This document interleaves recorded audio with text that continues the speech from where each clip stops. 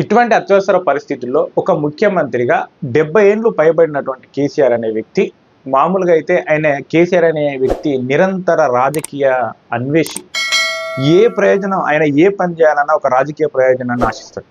దేశం ఇట్లాంటి క్లిష్ట పరిస్థితిలో ఉన్నప్పుడు ఫామ్ హౌస్లో అప్పుడు గతంలోనే సెక్రటరేట్ రాకపోవడము, కనీసం మంత్రివర్గాన్ని ఏర్పాటు చేయకపోవడము, ఆయనే ఒంటరిగా నిర్ణయాలు తీసుకొని చెప్తా ఉన్నప్పుడు ఇట్లాంటి ఆపత్కరటువంటి పరిస్థితులల్లా ముఖ్యమంత్రిగా గనక కేసీఆర్ ఉంటే మనం గుండె మీద చేసుకొని చెప్దాము ఈ రాష్ట్రం పరిస్థితి ఏమవుతుంది.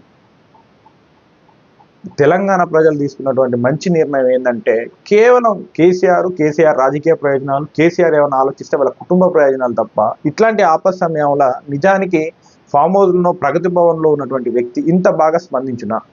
ఎందుకంటే ఈ తెలంగాణలో ఉన్నటువంటి హైదరాబాద్ అనేది చాలా ఇంపార్టెంట్ వ్యూహాత్మకంగా. ఎందుకంటే ఇక్కడ కూడా కొంతమంది టెర్రరిస్టులు హైదరాబాద్ పాత బస్తీ ఏరియాలలో అక్కడక్కడ ఉంటున్నట్టుగా మన గతంలో సమాచారం ఉంటుండే.